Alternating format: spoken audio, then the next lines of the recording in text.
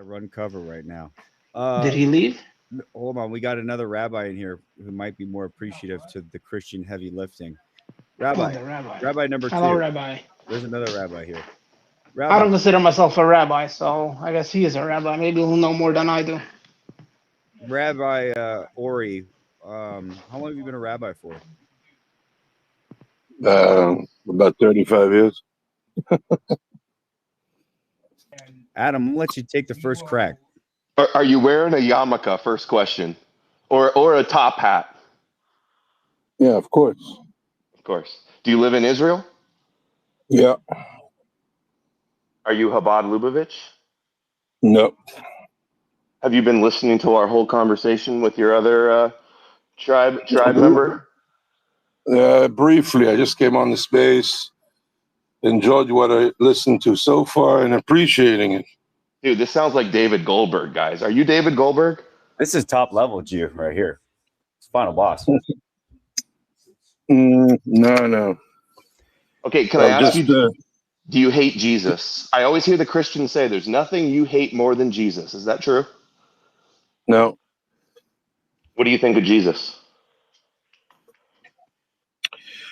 I'll start off by saying that I think we all have one God, because if we don't, then he's not God. That's obvious. You cannot have more than one God unless you want to Christians be say the same idolized. thing. Do the Christians worship the God of Israel, in your point of view? There's only one God. There's no God of Israel. There's one God that's joined by Muslims, Christians, Jews, Hindus. Again, guys, because if not, he's not God.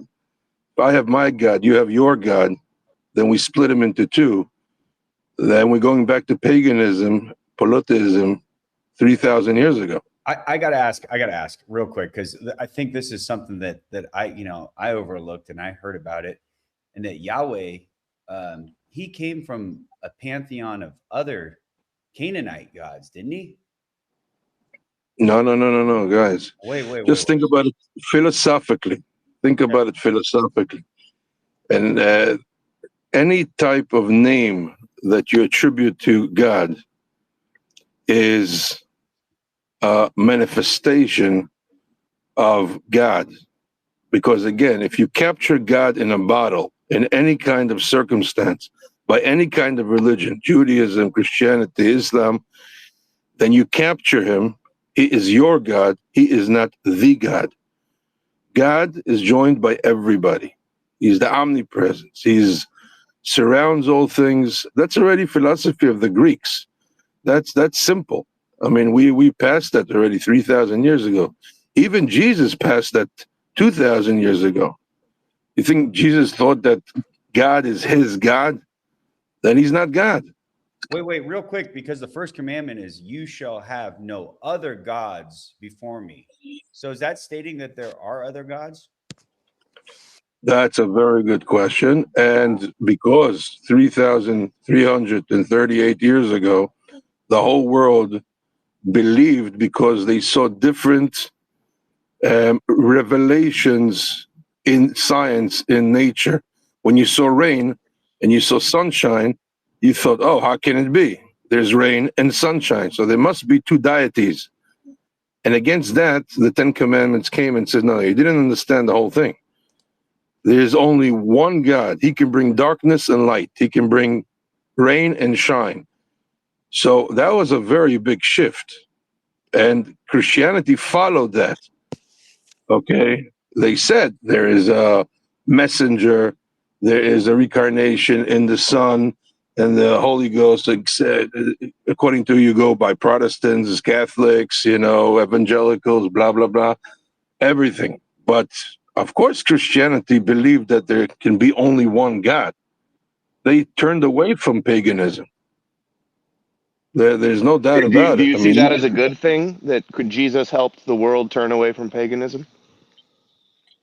it's not my words. There's a big rabbi who was the first chief rabbi of Israel. His name is Rabbi Abraham Isaac Cook. Died in 1935. And in his writings, he says the Christians, and later on, 600 years later, the Muslims, but especially the Christians, did a big service to the entire world of eliminating paganism. That was their biggest contribution to the whole world by adhering to one God. And Can I interject real quick? And Adam, I want you to kind of lay this out a little bit more too. So do you know what this space is about here, Rabbi? I can see it's a Q&A. Well, no. Before this, we run CQ radio. So everyone is questioning the Jewish question, right? Everyone knows what you guys are up to. You can check it out at GTV Flyers. I'm one of the owners over there.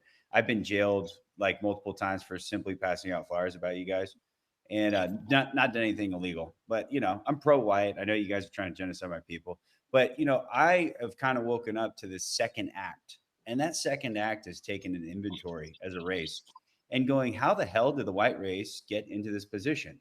Right. And then I looked at like Christianity and I said, geez, I didn't know that the first, Christians were ethnically Jewish. And all the writers of the New Testament were ethnically Jewish. Why are white people practicing a form of like a knockoff version of like Judaism 2.0, multicultural with Saul slash, the Saul who trained under like a big famous rabbi from the Sanhedrin, right? Do you know that rabbi's name? Yeah. What was his name? I know of him. I don't recollect his name. Just repeat the question. I'm not coming. What was the name? Big Tech? Gamaliel. Rabbi. No. Okay. It says in the New Testament that Saul, who became Paul, the Apostle Paul, trained under Rabbi Gamaliel. You know him? Gagamil. I don't know how you say it with your, Gamaliel. Something like that. Yeah, he was the leader of the Sanhedrin. He was the Nasi in the Talmud. Yeah. Okay, so wait, follow, because we're still going. We're thinking that you have given us this religion, right? And taught us, like given us this New Testament, which goes completely against how Yahweh behaves in the Old Testament, right? And it's like turn the other cheek, take care of the invader in your land. I'm going to divide your family. There's a lot of like kind of like the meek shall inherit the earth, like like a lot of like teaching weakness and meekness to The world to come is in heaven, not on earth. That's like the biggest one. Hey, Rabbi, do you know about Total Yeshu, the book about Jesus, the secret life of Jesus? Yeah. No, I read it, but what was important to me is to read the New Testament, which I did thoroughly. Now, I'm not what do you think about it? What do you think about all the prophecies, the hundreds of prophecies that Jesus is said to fulfill in there? So I divided to what Jesus said and what his apostles says and what his students later on said. I divided into three. And I really enjoyed the logic of Jesus in the beginning of the New Testament. By the way, I also read the Quran cover to cover. So, but if you guys know the New Testament, there's a brilliant shift maneuver in the beginning. I don't remember what verse it is, so you excuse me. But if you read the New Testament, I don't remember exactly, but it's in the first chapters. There's a brilliant encounter that actually explains how Christianity started. Okay, before the apostles, before Paul, before anybody else. You remember that encounter with Jesus in the field? You mean the garden? No, in the field. He goes to the field on the Sabbath. He does something. And the Pharisees criticize him because he shifted away from certain policies that happened in the Second Temple. Oh, he was working on the Sabbath? So right. So that was the key. Now you remember his answer. Yeah, it's some Talmudic pilpul thing like the Sabbath is for man, not the man for the Sabbath or something like that. No, much more complicated. You know what, though? than that. You're already wrong. Your premise is wrong because that's not the beginning of the New Testament. You're talking about the Gospels. Paul's letters, the Gospels are like the last part of the New Testament written, and they're pure mystical, midrashic myth. Do you not realize that the first Christians were just messianic, apocalyptic, like mystical Jews that they were scouring the Old Testament or the scriptures for like hidden mysteries from God, just like Kabbalists do, just like Merkava mysticism. Did you know Paul even says that he was caught up into the third heaven of paradise, where he learned the revelations and the mysteries of Jesus? What does that sound like to you? No, again, it does. When I read the New Testament, it could be, if I'm wrong, that it doesn't go according to historic order, which that I'm not acquainted with. I just know from my short memory, because I learned it 20 years ago, about where it appears in order. If you read the New Testament from the beginning, okay? So I think 6 chapters along the line, 5, don't catch me if I'm wrong, I don't remember exactly, but there's an encounter there, which for me was very profound. Let me just tell you the encounter. And the encounter, it goes as follows. In Judaism, because the temple was very holy, and everybody then was practicing Judaism, obviously not the Romans, etc. They did not have a religion at all. They were pagans. But I don't know if you know, but in the temple, the Sabbath was not observed. Funny enough, okay. According to us, the temple overridden the Sabbath. So for example, you're not allowed to light fire on the Sabbath, but in the temple they sacrifices on the Sabbath, okay. And if you had to cut wheat on the Sabbath for the temple, you could have done that. Now here's the catch. In the New Testament, and if someone can grok it or follow up on it or see where it is, I know it because I saw it with my own eyes. It says that there's this encounter with Jesus in the field, and he is cutting barley there. So they said to him, "How can you cut barley? It's Saturday. And Saturday, it's one of the 39 prohibited works that you're not allowed to do on the Sabbath." And here is his answer. He says, "Every place that I stand is like the temple. It's a holy place. And therefore, all the laws of Sabbath are nullified." And that's, for me, was a very profound statement, a very interesting to say. I think that's where it all started. That's the big shift, that it started at moving it from a temple-like, a heavenly-like, omnipresent-like experience to an individual. So Yeah, that for me was well, very Jesus profound. didn't even write that. Those aren't the words of a historical Jesus, so that didn't happen. And there are also verses of Jesus saying that not one word or letter of the law shall be changed until all is fulfilled. That is correct. So that's how do you actually bring these two verses together? With some real good pilpul exegesis and Can I? midrash. Can we ask you a question, Rabbi? Listen, we're trying to get down. We're trying to wake up white people and realize and get them to realize that Christianity is a big Jewish hoax. Would you agree with that?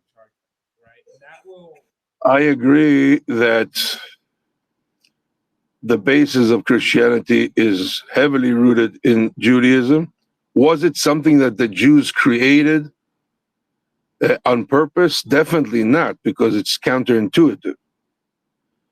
Did it develop? Yes, it developed. And don't forget that we had 4 cults before Christianity in 70 AD. What were In they? the time of I got a the question real quick, Rabbi. Real quick, we'll get you in there right after he answers. What were the 4 called?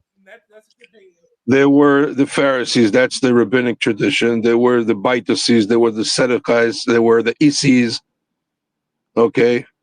Those that were found in the Dead Sea Scrolls there, in the Dead Sea. There were That's where people. Christianity. That's the sect that Christianity came from. An Essene, Nazarene, Ebionite, of a bunch of Torah observant Jews that believed they saw a suffering Messiah, Son of Man, in the scriptures, hidden by God, and in their mystical revelations, is where they invented this character. And ultimately with Paul or Saul the Pharisee, he decided the Gentiles are supposed to follow this Messiah. And the Jews reject him because that's what the scriptures foretold. So they sold this mystical, mythical Messiah to the nations. And their objective of the Messiah was that every knee will bow and that he will reign over the nations. That's a direct quote from Paul in Romans. And that it, like Psalms 110, that the Messiah, the Melchizedek Messiah, which Jesus is to rule in the land of thine enemies and make the nations his footstool. And who did this Messiah end up ruling over? Edom in the Rome. Roman Empire. And that spread over half the world. And now half the world believes in the concept of a Messiah and the God of Zion. And just to Right? give it a quote, yeah, real quick, Rabbi, you know, the Jerusalem Post not too long ago said the Jews should celebrate Christmas as a Torah victory over paganism. Now we're going to crucify you tonight. Jesus never did, but we're going to crucify you tonight. So you're in the hot seat. We're going to have Headless throw a nail into your arm real quick. This is the true Inquisition, not the stupid Christian one that's blaming you for killing Jesus. Yeah. Right. So if we're going to go by Paul and the Pauline letters, how many of those 7 churches were in Israel proper? Do you have a number for that? Are you asking me? 0. No, he had 0 churches in Israel, 0 churches in Jerusalem. So he wanted to get all the Christians outside of Jerusalem. And what we have in Romans 15:27, they were pleased to do it, and indeed they owe it to them. For the Gentiles have shared in the Jews' spiritual blessings, they owe it to the Jews to share with them their material blessings. Does that sound like this Pharisee was probably working for the Jews? I think it does. I think that's pretty clear what he's wanting there. He wants the Gentiles to pay the fucking Jews to brainwash them, and I think it's fucking sick. Hey, Rabbi, I mentioned Total Yeshu earlier. Like you said, you've read it. Isn't that what it says about Peter and another figure, that they were like double agents that separated Judaism from Jews and took it to the Gentiles? You didn't have to brainwash anybody. Let me give you a little bit of a rundown. There's an excellent book called The Chosen Few by an Italian researcher. It's an economic book, but it explains very well why in the year 70 there were 4.5 million Jews in the land of Israel, and by 250 AD there were only 1.2 million Jews in the land of Israel, and starting to scatter across Babylonia and taken also to Italy. And the reason why the Jews were diminished by 4/5 was very, very simple. Because in order to adhere to proper Judaism, like the Pharisees wanted, you need to study. And just to remind you, 99% of the whole world were illiterate. So in order for people to study the Torah per se, like the 5 books, you needed to buy a book, which was a scroll then. And the scroll cost 200 coins. And rent then, she calculated it was 3.5 coins. That means that in order to send your kid to read the 5 books of Torah, you had to save up 4 or 5 years. There was no tuition lending or something like that. So those that survived were only 1.2. The rest, you know what happened to them? Gas chamber. They became Christians. That's it. There you go. It's that simple. And I mean, you don't have to go far. You know why there's only 15 million Jews today in the world, as opposed to 2 billion Christians? I have a question for you, Randy. You're basically saying Because you Fuck insist around on to find inbreeding? out. you're basically saying here that like the poor or like the middle class Jews, those guys went and became Christians, and like the wealthier or like the upper middle class Jews, like they stayed in rabbinical Judaism? Not so much. That those that were very wealthy also became Christian because they had a choice. Yeah, every woman gave birth to 12 kids. 7 of them died, as usual in those days. 5 survived. You needed them for the field. It was agriculture society. They either worked in the field or you send off your 6-year-old to learn some I don't know, books, okay, what would you choose? Doesn't matter if you're high class or low class. Those that stuck with rabbinic Judaism were very, very few, hence the name The Chosen Few. It had to be economic, and that book illustrates it very, very well. By the way, until today, those that want to be Orthodox Jews have to send in America their kids and pay full tuition, and that's why there are only 10% of Jews today are Orthodox Jews. History repeats itself. That's why there's only 15 million Jews in the whole world. The rest, look at America. What's happening in America? Out of 6 million Jews, we have today maybe 3 million that are left that are real Jews, that are 6 million? practicing Jews. 6 million? Did he just say that 6 number? million Did you Jews. say? Rabbi, do you think do you believe that Jews are in the exile, the Galut Edom, the exile of Edom right now? So here you have a split. Most of the Jews today believe that we're still in Galut. Galut means exile for 2,000 years. 70 years ago, there was a movement which I hear that it's taking a lot of flack that they call the Zionistic movement. Started in 1897, it's a secular movement, calling for people to come to Israel. It actually started with a few rabbinic Jews in 1860, but never mind. No, thank you And for then, making that point. Actually, it's so good you made that point because we always hear Israel's a secular state. They're not Jewish enough. They're not the real Jews. And people say, "Oh, Zionism has nothing to do with Judaism." Have you heard some of these anti-Semites will say that, right? Quote no, in unquote. 1860, there were 4 rabbis, Rabbi Yudah al-Kilai, and others that started calling to the return of Zion. They did not have enough power until Herzl came 20 years later. Gaiona Vilna was another big one, right? Don That was a Vilna was 1780. Chabad Lubavitch also came, but they came and they sent 30 students, 40 students. Listen, I'm also a descendant of that. My forefathers came to Israel in 1860. I have a family tree. Now Where hold you on live? to Are your you getting seats. bombed? Have you been bombed by Iran recently? Yeah, of course. You been in the But bunkers? in the Praying to bunker, Hashem? we're praying to God. You think you're in Gog and Everything Magog has began? is. Listen, I think there's 3 stages to Gog and Magog. The first stage is what we see now. What we see now is the some of the world is turning against Jewish people, it's very sad to see that. But Isn't that what's supposed to happen? Isn't that the prophecy? it's it's in scriptures, but it's also in It's in scriptures scriptures that that the Christians and the Muslims, Esau and Ishmael, are going to come against you. not all of them, All right, I didn't say not all all of of them. them, but a faction of them. There is factions that are going to So, come, and so, they're so, going are to you be. confident that your prophecies are unfolding because your opposition is Muslims and Christians for the most part, and I'll Iran tell and Russia, which are viewed as Gog? I'll tell you why we're not holding our breath for a simple reason. Every 100 years in Jewish history, we've been burnt heavily by wanting a Messiah. So you know what happened in the beginning of the 17th century Yeah, with Zavatai Shabtai Zvi was Tzvi. another Zionist movement, That's right. Kabbalistic Zionist movement. That's right. And you know what happened in the beginning of the 18th century? You know what happened then with the crazy dude? What's his name? No, Jacob even Frank. forgot his name. Frankistim. Yeah. Yeah, but he Oh, converted to Christianity. he gave a whole field day to what's her name, to Candace Owens. Oh my God, she took it to the higher levels. I was laughing my head off when I saw her stuff.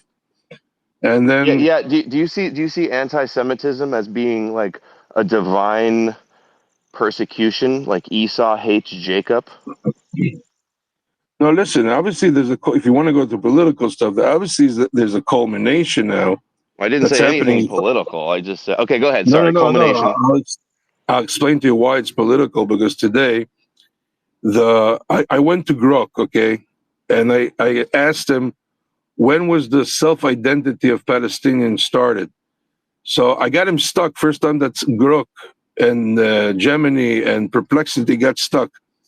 And they said, no, it started in 1910. There was an article, and then I pushed him. He says, no, there's 1898. There was the first article in a newspaper calling for Palestine. I said, but that in 1897, Zionism officially started with the First World Congress. So he got stuck. Why?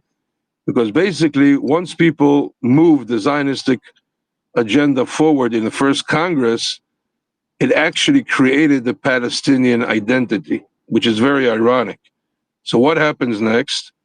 The whole world objects to Zionism. And this goes also to Christianity. Why? Because once Jews come to their country and build a country, then you start taking heat. Why? Because until the Jews are in Galut and they're having their own thing and they're doing their own communities and they're basically a minority that you can, whip around however you want. You can actually, if you don't like them, you expel them from the city. You do like them, you bring them back to the city. Story of our lifetime for the last 1,500 years, okay? Once they have their own sovereign state, then people start raising eyebrow. Why? Hold it, maybe they are the chosen nation. Maybe prophecies are starting to become real. Maybe something is happening. So the objection from all sides, Christianity, Muslims, communists, everybody's jumping on the bandwagon now and trying to, it's a culmination of Queers for Palestine, Chickens for KFC. Okay, I think we get the point. Everybody hates you. That's basically the Yeah, point, right? yeah. Okay.